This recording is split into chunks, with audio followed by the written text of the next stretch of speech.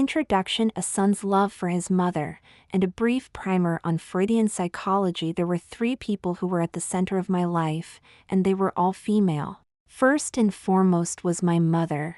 Freud said that all little boys are in love with their mothers, that they want to marry them, and want their fathers dead. As everyone knows, that's called the Oedipal complex. Resolution of the Oedipal complex is supposed to come when a boy reaches a certain age, and he realizes he cannot marry his mother, and that he does not really want his father dead. The resolution comes when he decides not to kill his father, but to emulate him, and when he decides not to marry his mother, but to marry someone like her. Somehow, I never reached that point of resolution. Maybe it's because my mom was a single parent, and there was no father in the picture to begin with, so there was no one to compete with for my mother's affection, no one I wanted dead. And no male role model either. For whatever reason, I stayed in love with my mother. But, again, maybe because I had no father to look to, no normal husband-wife relationship to emulate, my love for my mother was different. I felt so close to her that I felt almost as if we were one. I loved everything about her, her beauty, her femininity, her elegance, and I wanted to be just like her. Psychologists have a term for this type of love too. It's called merger. When a person feels so close to another that they feel as if they are one with that person, that is merger. That is a feeling that many toddlers feel towards their mothers, because they are dependent on her for having all of their needs met, from the physical such as food, sometimes in the form of a breast, or having a dirty diaper changed, to the emotional, having a mother cuddling the toddler in her arms, and cooing how much she loves him. But as the toddler becomes a little boy, he realizes that he is in fact a separate person from his mother, and that he is not totally dependent on her for his needs. Resolution of merger is called separation and individuation. Those two things, resolution of the Oedipal complex and separation and individuation, often are linked and occur at around the same time. Somehow, those two developmental milestones passed me by. So, at the age of 11, I was still completely attached to my mother, and still hopelessly in love with her. It's not that I thought about literally marrying her, but on the other hand, I never pictured a life where we would not be together, or for that matter, where there would be another person in the picture. It would always be just the two of us, my beautiful mother, surrounded by all of her feminine finery, seated at her vanity, applying her makeup, while I hovered nearby, breathing in her feminine aura as if I were smelling an intoxicating perfume. It was almost as if I expected some kind of osmosis, as if by being near her, some of that femininity would literally permeate my skin, that I would become pretty and girlish, just like her. We never spoke of it. I never actually told her that I was in love with her, or that I wanted to be just like her.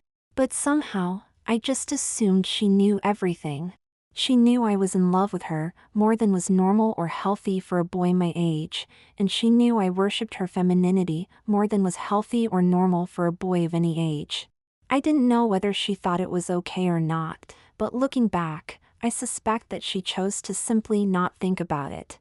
Because while she was the center of my world, I was the center of hers, too, and she couldn't help but bask in the adoration that I showered upon her. So, consciously or not, she never pushed me away from her, never encouraged me to engage in more masculine pursuits like sports, never encouraged me to find and play with boys. And who could blame her? Without a man in her life, I was the sole source of whatever love and affection she received. And my love was the most precious kind, because it was truly unconditional. Mother knew I would do anything for her. Chapter 1. And Isabelle. So, we existed in our little bubble. Very, very few people were allowed in. The two exceptions were Mother's sister Anne, and Anne's daughter Isabelle. And was not just Mother's sister, she was her best friend. And, well, aside from my mother, Isabelle was my best friend. Isabelle and Anne lived right down the block from us. And I was as often at their house, hanging out with Isabelle, as I was at my own. The funny thing was, at least in the early days, even though Isabelle was a girl and I was a boy, it sometimes seemed the other way around. Isabelle started out as a tomboy. And what was I? What is the boy version of a tomboy, a Jane girl? Well, not exactly, because even at that young age we both knew that it was more socially acceptable for Isabelle to be boyish than it was for me to be girlish. So, she could be open in her boyishness, but I was careful never to act too girly. I took note of and absorbed every bit of femininity around me, but I was always careful not to actually act on my feelings. As far as I knew, my secret was safe. Isabelle was a pretty girl, with such a pretty name. How I wished I could have been named Isabelle, instead of James. At least my mother, and almost everyone else, called me Jamie. It just seemed like a waste to me that she did not take advantage of her luck at being a girl to indulge in all of the things that I wished I could have, but was not allowed to. If I were Isabelle, I would have had my ears pierced, and I would have lots of pretty earrings, maybe even borrow some of my mother's fancy ones. I would grow my hair long, and have all kinds of pretty bows and barrettes. My nails would always be painted a pretty color, and I would wear skirts and dresses all the time, and I would beg my mom to put some lipstick on my for special occasions. LOL. Now, where was I? Oh, yes, Isabelle. Anyway, in spite of all of that, like I said, she was my best friend. We did everything together, but lots of times, we just hung out, not doing much of anything. Auntie and spent as much time with Mother as I did with Isabelle. She was almost as pretty as Mother, and almost as nice. Sometimes she liked to tease me a little bit, but I could tell it was all in fun. I think she knew I liked girly things, and sometimes she would make a little bit of fun of me for that.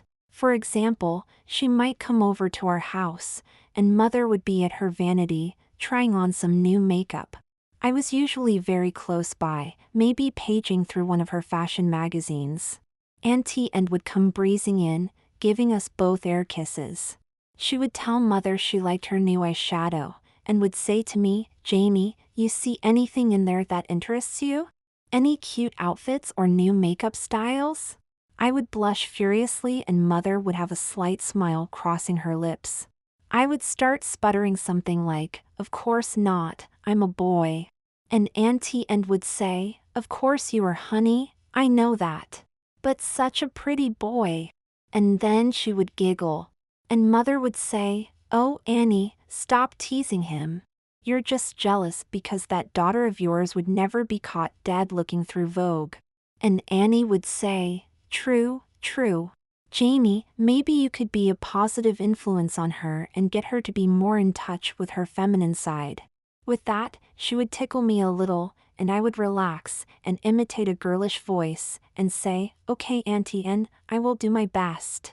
Chapter 2 Training Bra. One day, when I was 10 and Isabelle was 11, we were upstairs in her bedroom hanging out. She didn't look too happy, and I asked her what was wrong. She took a bag out of her closet and tossed the bag at me. I caught the bag and looked inside. Inside were 4 training bras. There were 2 white ones and 2 pink ones. I literally felt my heart start racing, just by looking at them. They were the prettiest things I had ever seen. I was so jealous. Oh, what I would have given to have been her, to have my mother go shopping and bring me home some training bras. But no, not Isabelle. She was defiant. She wanted nothing to do with what was in that bag. This was crazy to me. I said, "Well, I think they're pretty, Isabelle. You know, girls are lucky that they get to wear all kinds of different things. Boys just get to wear jeans and t-shirts." Even though we were best friends, and even though I was clearly not the most masculine of boys, it was the first time I had ever said anything like that. Part of me wished I could take back what I had just said, but I knew it was too late. Isabelle looked at me with a new, knowing look in her eyes. She said, "Well, Jamie, if you think these bras are so great, maybe you should wear one." I blushed and said, "You're a girl, Isabelle, and bras are for girls. Like it or not, girls wear bras. You'd might as well enjoy it." Isabelle paused for a moment, and then said, "I'll make you a deal. I'll try it on if you do too." I said that was silly, I wouldn't do it. But she persisted. "Please?" I know my mom asked you to help make me more girlish. This is a perfect opportunity for you to do that. How did I let myself get talked into it? Well, I wanted to try that bra on more than anything in the world, so it was not that hard to persuade me. I just had to make it look like it was hard. So, I grudgingly relented. After all, this was my best friend, and if it would make her happy. The next thing I knew, we were both standing there with our shirts off, helping each other try on the bras. Isabelle clearly felt was no embarrassment in standing in front of me with her top off. But even though I desperately wanted to, I was still very embarrassed about putting on a bra in front of her. Isabelle made me wear the pink one, and she put on the white one. LOL, as if a white bra were somehow less girly than a pink one. It is hard to explain how the simple act of putting on a piece of clothing can be transformative, but it was.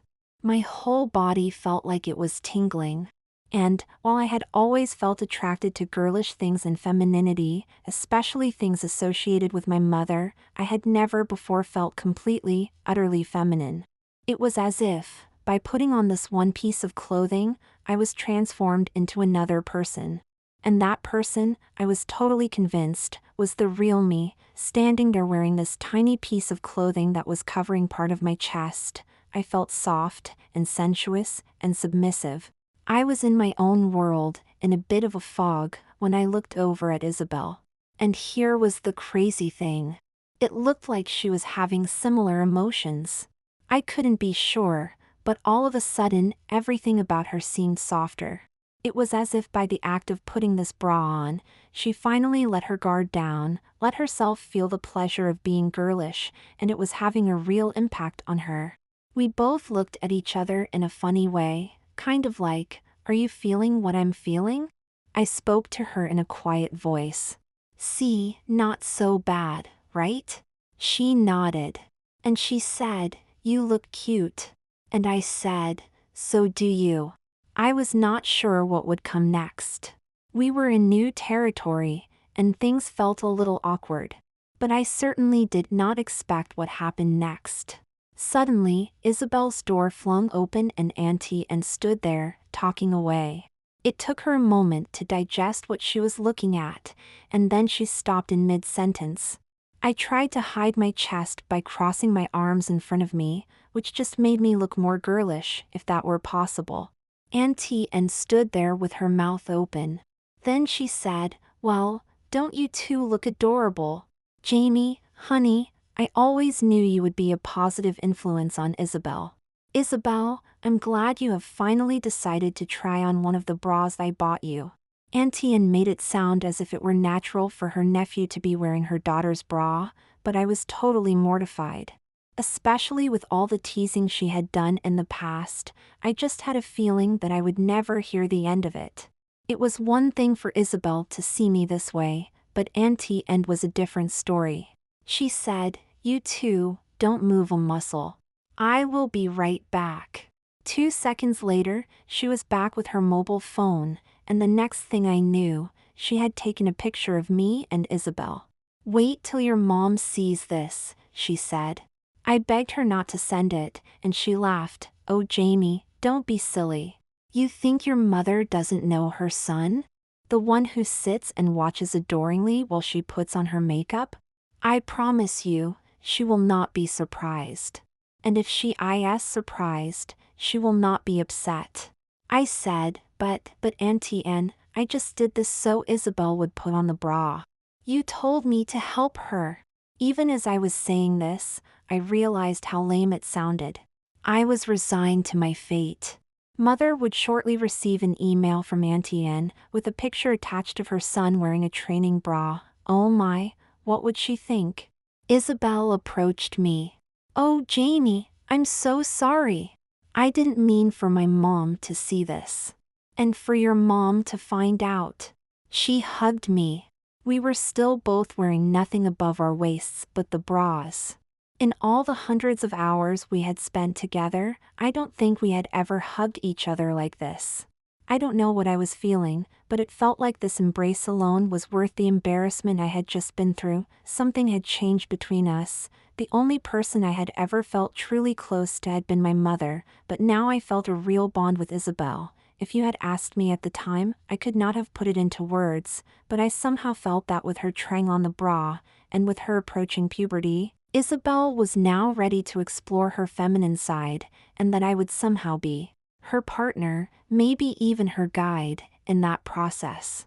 A moment later my cell phone buzzed. I picked it up and saw that I had a message from my mother. I was afraid to look at it. Finally, I opened the message. All it said was, "So cute, smiley face." My heart was still beating a mile a minute, and I was very nervous, but I felt my mother's love and acceptance coming right through that phone. And at that moment, I knew that everything was going to be okay. I took the bra off and put my t-shirt back on. I came downstairs and Auntie said, "You know, honey, you can keep that bra if you want." Isabelle came to my rescue and said, "Mom, stop teasing him." Auntie giggled and said, "I'm not teasing, I'm completely serious." I ran home, where Mother was waiting for me with her beautiful smile and her warm embrace. Talk about merger. At the sight of her I ran to her and just sank into her arms.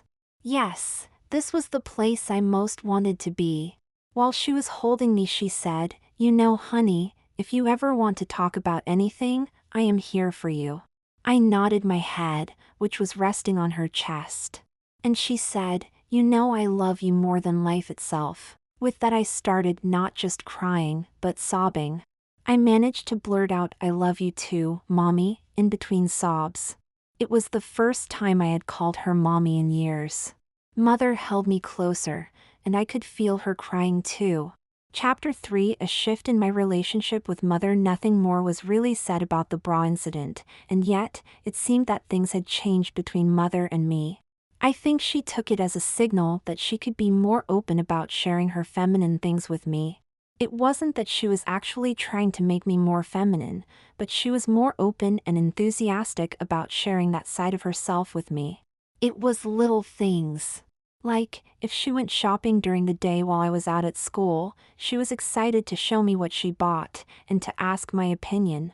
She would be all girlishly enthusiastic about modeling some new outfit she had bought, and of course I was the perfect audience. I always noticed, and would love how she would quietly put on a little makeup before modeling the new outfit for me. Somehow, that made me feel special. I would always tell her how I loved what she bought, and how beautiful I thought she looked in it. If she wanted someone to actually offer constructive criticism, she had the wrong person. LOL. For that she could turn to Auntie Anne. She would then share her knowledge with me, explaining how this top went with that skirt, or how this dress flattered a certain type of figure. I could tell that she loved it when I asked questions, like if boots looked better with a long skirt or short, or if silver jewelry went better with certain color clothes and gold with others. When were big hoop earrings appropriate, and when was it better to wear something more subtle? Once, she launched into a whole dissertation on accessories, and how important they were. It was as if I were a pupil in her finishing school. But finishing school for what? What was I being prepared for?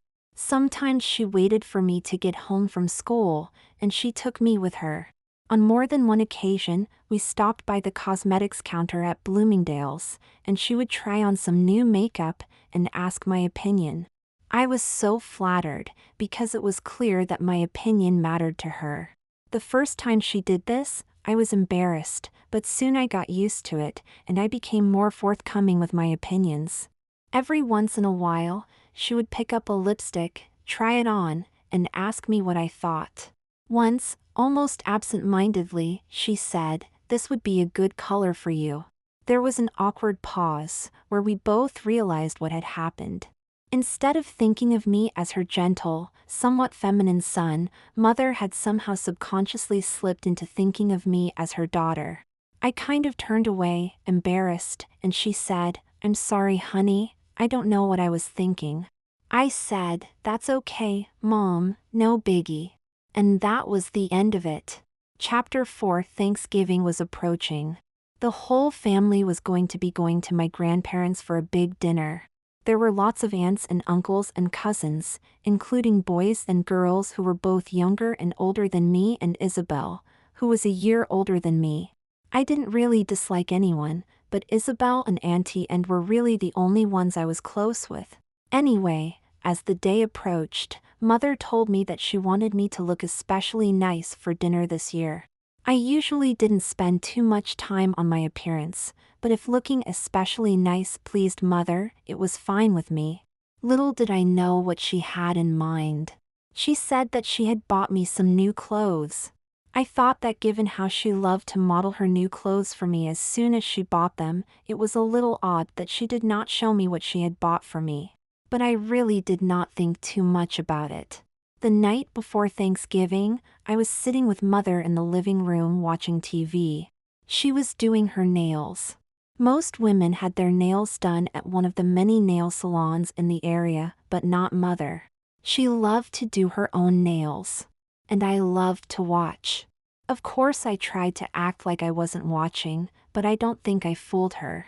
She had dozens of bottles of nail polish, and if I was there while she was doing her nails, she usually asked me to help pick a color. I always thought the nail polish color names were so much fun. Names like I'm Not Really a Waitress and Pinky Doodle. I wondered if someone could make a living being a professional nail polish namer. If so, that was the job I wanted. This evening, Mother suggested that we pick something that had a bit of an orange color in it, in honor of Thanksgiving. We chose Bright Light's Big Color. Mother finished up her nails. She called me over. "Honey, come over here and sit down next to me." I got up and came over. She picked up my hand and inspected it.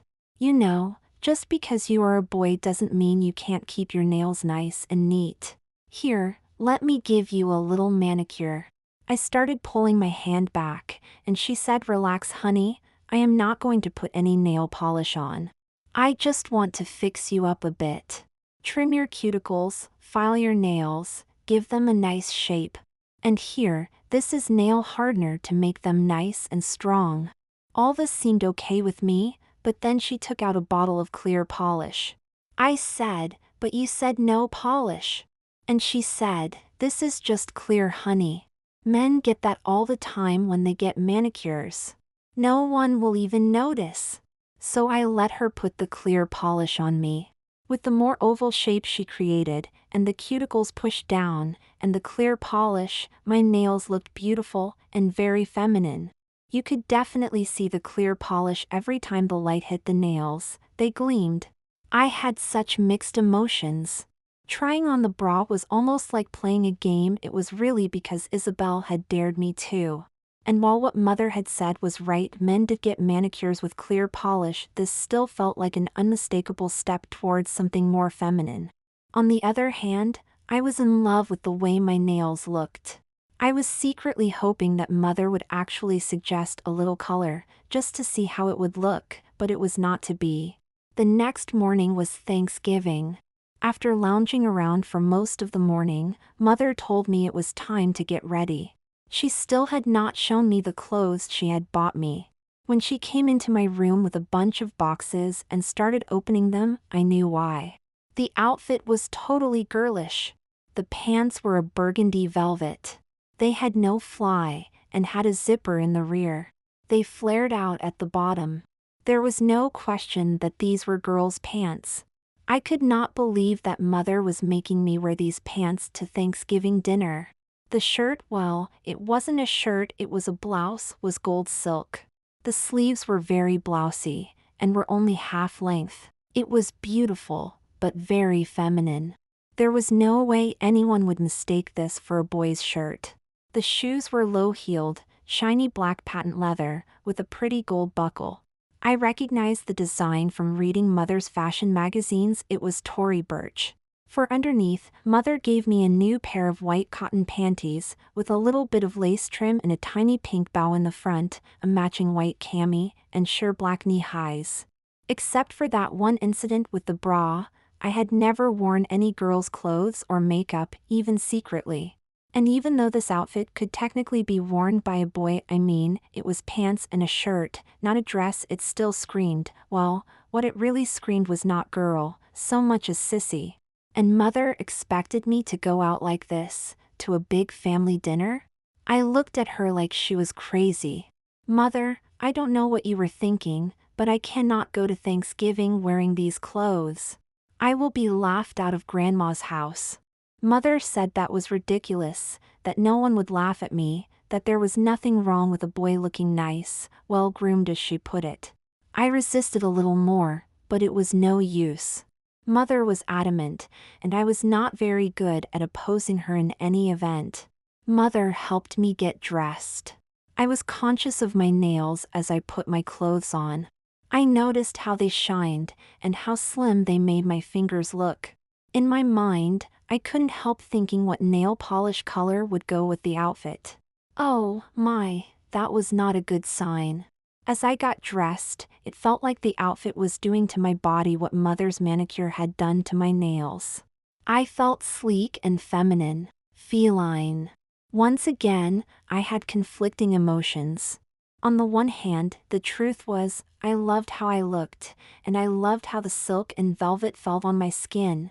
Part of me loved the fact that it was hard to tell whether I was a boyish girl or a girlish boy. For some reason I found that ambiguity to be very exciting. On the other hand, I was dreading seeing my whole family like this. I was quite sure no other boy at the dinner would be dressed in a silk blouse and velvet pants.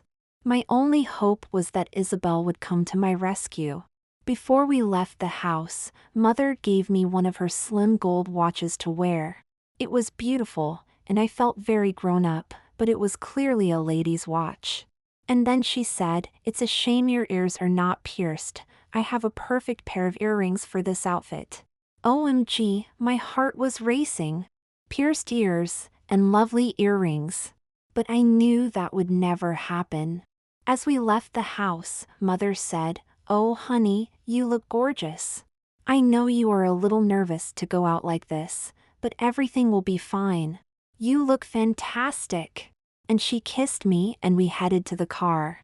We got to my grandparents' house and parked the car. Before we left the car, Mother took her lipstick out of her purse and applied it. It was a pretty, light frosted pink. As always, I gazed at her while she did that. Looking at Mother applying her lipstick was something I had long ago given up trying to resist, because I knew I was simply unable to. After she finished with the lipstick, she took out a tube of lip gloss. The color in the tube looked pink and sparkly, but Mother said that it went on almost clear. She put it on over her lips, and then turned to me. "Honey, face me and close your eyes." OMG, was Mother going to put the lip gloss on me? Wearing an androgynous outfit was one thing, but lip gloss? To a family dinner? I was upset, almost crying, and I begged her not to put it on me. "Please, Mommy, I wore the outfit just like you asked me to. Please don't put the lip gloss on me." But Mother had a vision of what she wanted me to look like, and she was not to be deterred. "Honey, I am just going to put a tiny bit on. No one will even notice." And before I knew it, I felt the sticky pink wand gliding across my lower lip. "Now press your lips together. That's it. Good girl." As she said the last, I looked at her in horror. "Whoops," she said, "sorry. Just kidding." With that, I started crying again. "Mommy, please. I'm not a girl." Mother spoke soothingly to me. "I know you're not, honey. You're my sweet special boy. But Mommy knows what's best." Mommy also knows that her sweet boy is upset, but that he is also thrilled that he is getting to wear Mommy's lip gloss. Isn't that right? I paused for a moment, thinking about what she had just said. Couldn't I just wear things like this in the house, with just you and me? Mother replied, "Well, I suppose you could, but I think you are just too precious to keep to myself. I want to show off my pretty boy to the whole family.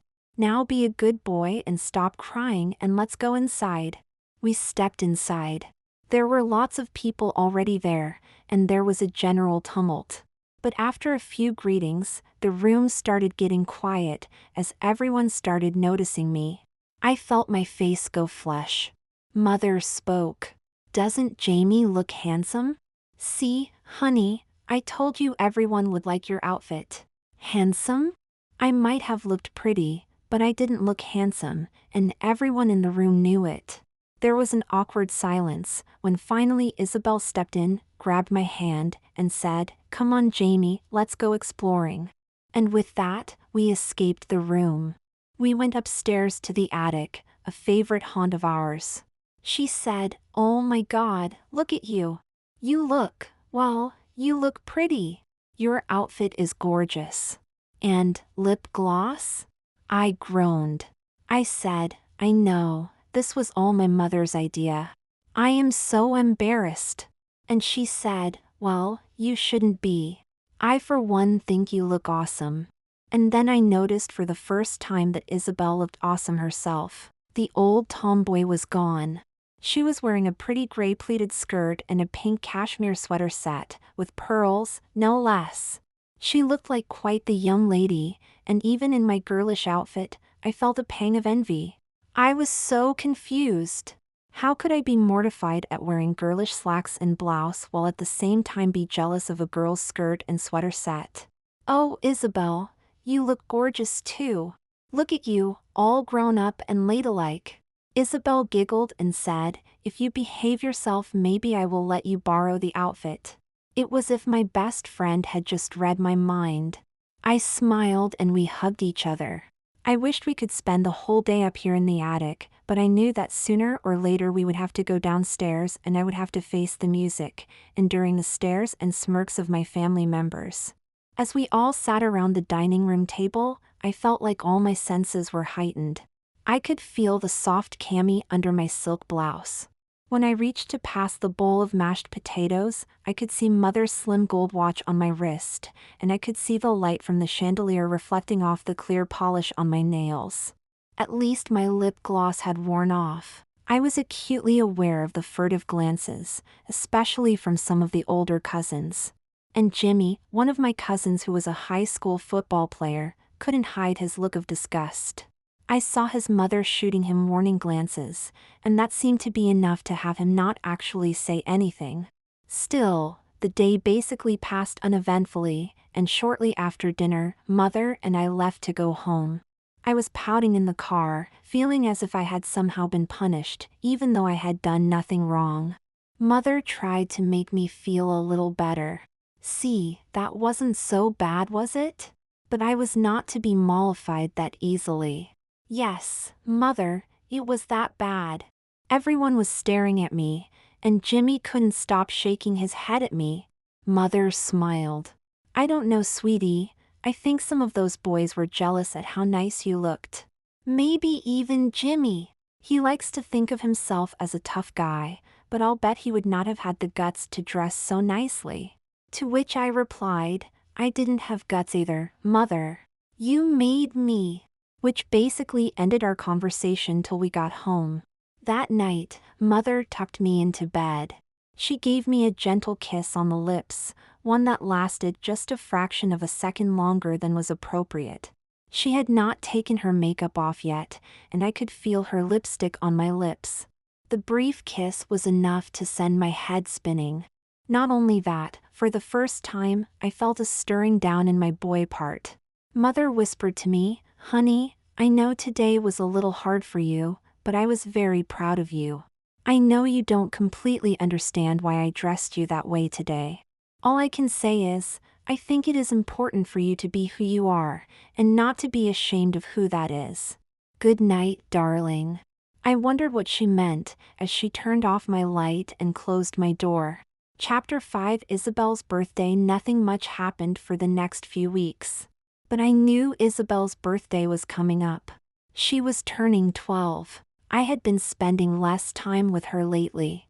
Since that day when she first put on the bra, Isabelle had undergone a transformation. She had discovered her girlish side, and with that, she had become much more popular. She now had lots of pretty girlfriends. I was a little envious of how pretty she was, of her girlfriends, of the fact that she got to wear pretty clothes. I kind of wished I was her. One day I came home from school and Auntie and was there, talking conspiratorially to Mother. When they saw me come in, they stopped their conversation. There was not too much Mother would not say in front of me, so I was a little suspicious. I went upstairs to my room to work on my homework. A little while later, I heard Auntie leave, and Mother came upstairs and knocked on my door. I said come in and she sat down beside me on the bed. I said, so, what's the big secret? And she said, no secret. Honey, here's the thing. Isabelle is having a birthday party in 2 weeks. She is having what's called a fancy dress party. Do you know what that is? I shook my head no. She continued, well, it's kind of just like the name. The girls wear fancy dresses to the party. It's a chance for them to get dressed up. I did not know where this was going, or why this was of any interest to me. Mother continued. So, Isabelle is going to have 8 or 9 of her girlfriends to this fancy dress party. But the thing is, she also wants her best friend there. And that person is you. I responded, I don't know, Mom. I don't know about going to a party with a bunch of girls. I was trying to put on a tough guy act, but of course I wanted to go to a party with 10 girls wearing pretty dresses.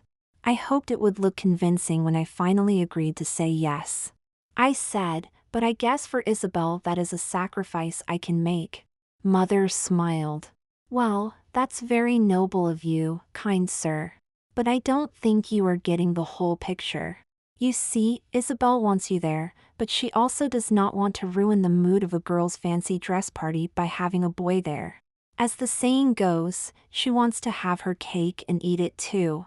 At this point I was confused. I did not know what Mother was suggesting. She continued. Anyway, Isabelle was telling Auntie of her dilemma, and she said, too bad Jamie's not a girl. That would solve everything. And Auntie said what if he dressed like a girl? Isabelle thought that was a brilliant suggestion, and she begged Auntie to talk to me. Apparently they both think I can persuade you to do it. I was aghast. It was bad enough that she had dressed me like a sissy in front of the whole family. This was a completely different matter. She was talking about having me wear a dress to a party with a bunch of girls. I told her that there was no way I was ever going to do that, that they could all just forget that crazy idea. I had put my foot down and I felt good about it. Enough was enough. I was not a sissy. And there was no way I was going to wear a dress to a party. But that was not the end of it. Mother was very disappointed in me, and she let me know it. She said that she did not think it was such a big thing to do for my best friend, and that she thought my refusal to do so was selfish. My self-satisfaction at standing up to Isabelle, Auntie and Mother soon turned to sadness. I felt that I had disappointed all of them. But most of all, I simply couldn't bear the idea of Mother being unhappy with me. It had created a distance between us. When I got home from school, she was no longer waiting there to show me her latest outfit. I felt terrible. Was she punishing me for not doing what she wanted? Maybe. In any event, it was working. I came home one day from school, feeling miserable, and told her, okay, I would do it. Her attitude changed immediately. She ran to me and hugged me tight. Oh, Jamie, I just knew you would do the right thing. Don't worry, we are going to have so much fun getting you ready. I promise you, you will be the prettiest girl, with the prettiest dress at that party. I wasn't quite sure that was what I wanted, but I did know that seeing Mother that happy was what I wanted. Under the category of, if you can't beat M, join M, I decided to just go with the flow. Minutes later Mother was on the phone with Auntie Anne. They sounded like two schoolgirls.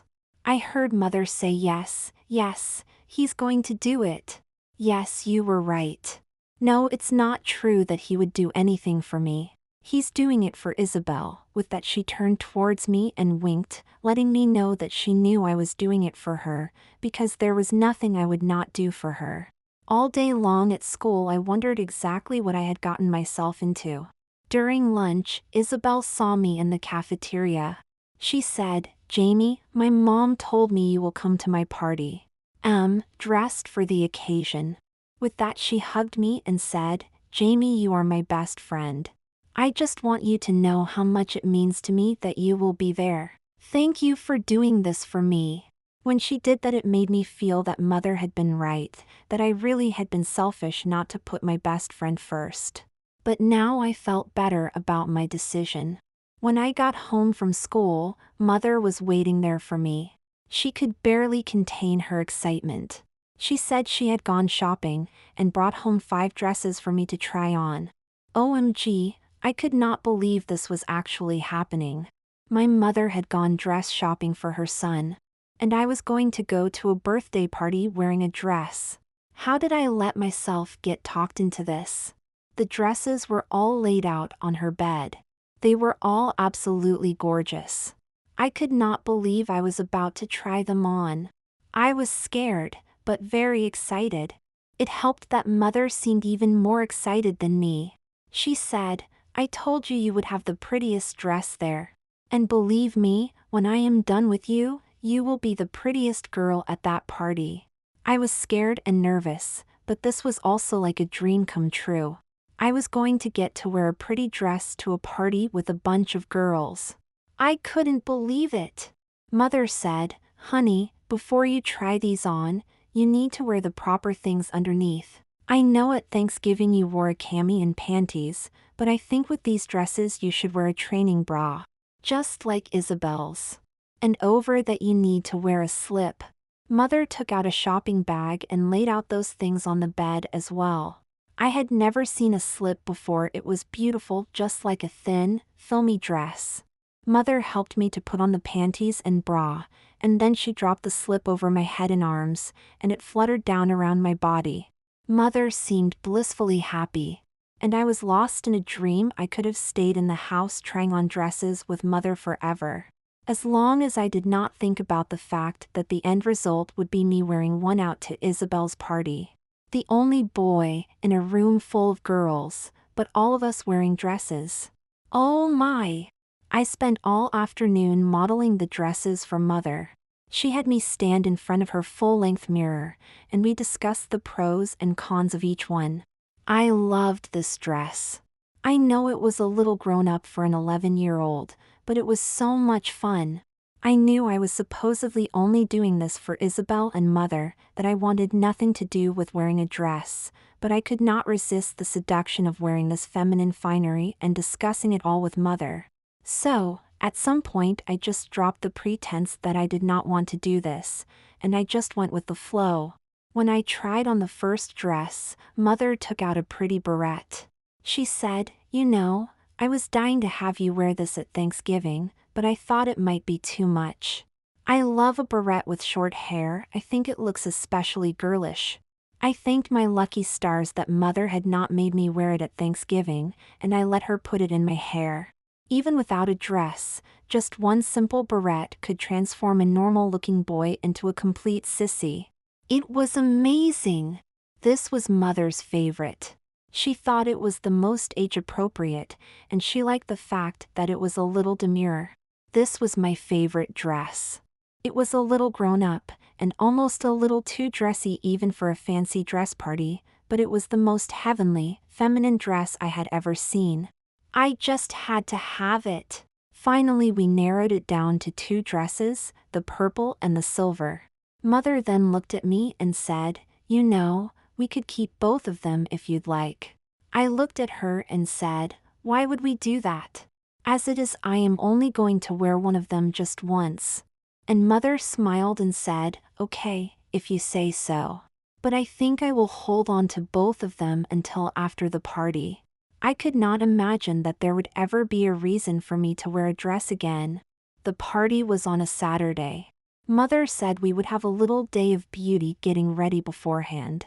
She was going to take me to her hair salon to have my hair and eyebrows done, and then she would do my nails. But when I woke up in the morning, the reality of what was about to happen set in and I was paralyzed. I could not get out of bed. What had I gotten myself into? Mother came up to my room and walked over to my bed. "What's wrong, sweetie?" I said. "I'm scared, Mommy. I don't think I can do it." And she said, "Of course you can." And then she stroked my hair and gave me gentle kisses all over my face, ending with a feathery, but lingering kiss on my lips. Then she said, "This is your chance to be a pretty girl for a whole day. Not too many boys get that chance. I know you will love it, sweetie. And it will make Mommy so happy. Don't you want to make Mommy happy?" Of course I did. So, I did as she said, and I got up out of bed. As I got up out of the bed, I realized belatedly that I had a little tent in my underwear. I tried to hide it, but all I did was draw attention to it. Mother was in a playful and flirty mood. "Well, it looks like someone may be trying on dresses, but is not all girl. Is someone excited because they are trying on dresses, or because they like it when their mother gives them kisses? Are you getting too old for me to give you kisses?" I know that Mother was teasing, but the thought that she might stop kissing me made me panic. I did not know how to respond when Mother giggled and said, "Don't answer that. I am just teasing you. Now, one more thing. Do you think you would like to go to the salon in your dress? It will help the stylist with your cut." Once again, I was panic-stricken. "No, Mommy, please. Just to the party." She said okay, and told me to get dressed in my regular clothes and to meet her downstairs. We were off to Mother's salon. Mother had told her stylist what was going on. My hair was not very long, but I was due for a haircut, and there was enough there for the stylist to do something. Originally, she was going to give me a short pixie cut, something that would make me look like a girl if I was wearing a dress, but that otherwise would make me look like a boy with a somewhat girlish haircut. But after a somewhat lengthy discussion with Mother, there was a change of plans. She would style and layer my hair a bit, but the big change was going to be extensions. The stylist was thrilled to be working on me. For years, when I had accompanied Mother to the salon, she had told Mother how pretty I was, and that it was a shame I was not a girl. She had a look of satisfaction on her face that almost said, "Ha. I knew it was just a matter of time before I would be doing your hair." After my cut, Mother asked her to shape my brows. It was nothing too extreme, but she thinned them and added a little arch. I was amazed at how the eyebrows made my face so much more feminine. This is me. After my cut and the addition of my hair extensions, and having my brow shaped. This is an old dress of Mother's that I just threw on for the picture. Of course you can see that it is big on me, and loose in areas where it fit Mother just right. Also, after seeing this picture, I worried that my dark arm hair would give me away as a boy. I hoped no one would notice. Finally, we were on our way home. Mother said, "Time for us to do our nails. Jamie, if you knew how many times I resisted the urge to paint your nails after I was done with mine. Don't you think I noticed how you would look at me when I was doing my nails? And all this time I thought I was being subtle." We picked out a color together. I wanted grape, set match, a metallic purple that I thought would go with the dress. But Mother thought a pretty pink would nicely complement, instead of match, the dress, and also go with my pink lipstick. Of course I listened to her. She said she especially loved the name Princess Pink for Mommy's princess. Oh, my. I loved the fact that Mother and I would be wearing the same nail polish color. And as much as I loved the way my nails looked with the clear polish, it was no comparison to wearing colored polish. I could not stop looking at my nails. Essie's Princess Pink for my nails. It matched my pink frosted lipstick. I thought it looked just like cotton candy. While I was letting the polish dry, Mother ran a bath for me.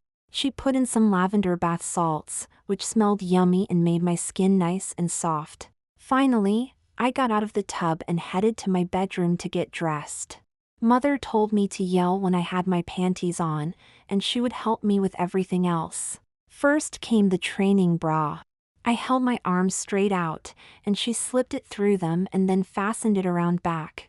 Next, the slip. Oh my, such a feminine garment. I felt like a princess. Finally, the dress. I thought Mother would take out a barrette, but instead, she had a headband with a big bow attached. So pretty!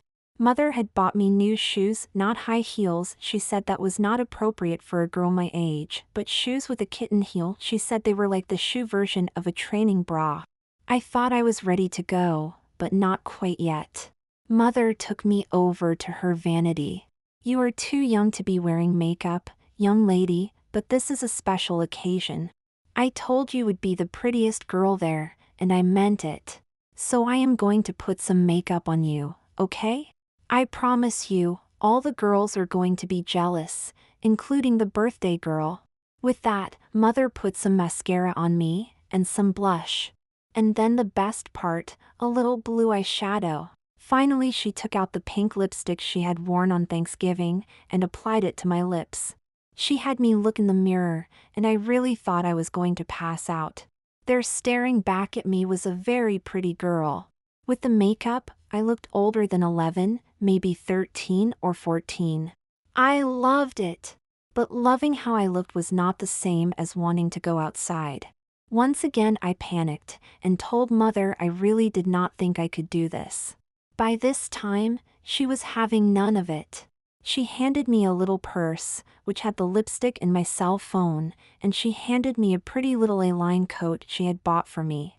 She dragged me by my hand, and we were out the door. It was only a few blocks, but she drove me to Isabelle's. I thought Mother would get out of the car with me, but she did not. She waited in the car while I walked up and rang the bell. I really felt like I was going to my execution. I was seriously worried that I was so nervous I would wet my panties. The door opened, and there was Isabelle, looking radiant.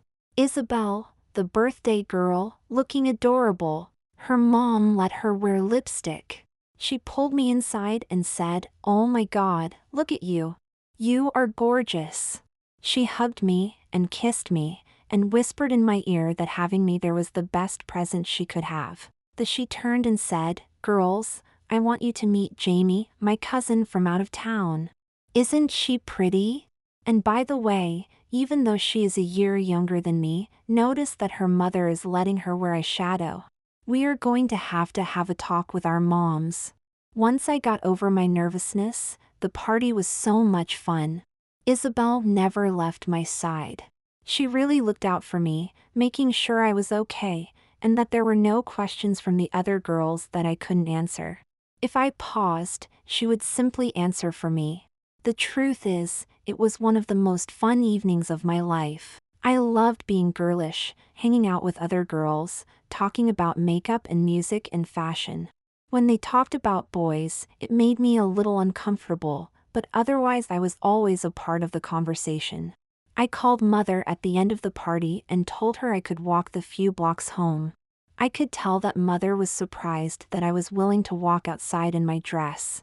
But the truth was, I felt pretty, and I loved feeling pretty, and I just wanted to walk down the street feeling that way. When I got home, Mother gave me a big hug and asked how it went. I said, "Oh, Mommy, I had such a wonderful time." And then I started crying. Mother looked concerned and said, "What's the matter, princess?" And I said, "Oh, Mommy, what am I going to do?" And he said, "Don't worry, we will figure it out together. Here, I bought you something that I had a feeling you might like." And she handed me the frilliest, silky nightgown. "This is for you, sweetie. You can wear it to bed. Now why don't you go upstairs and get changed? I will be up in a minute to help you take your makeup off." Mother tucked me into bed wearing my new nightgown. She gently kissed me on the lips and said, "Sweet dreams, princess." With that, I fell soundly asleep and dreamed of what might be. As long as Mother was by my side, I knew everything would be okay.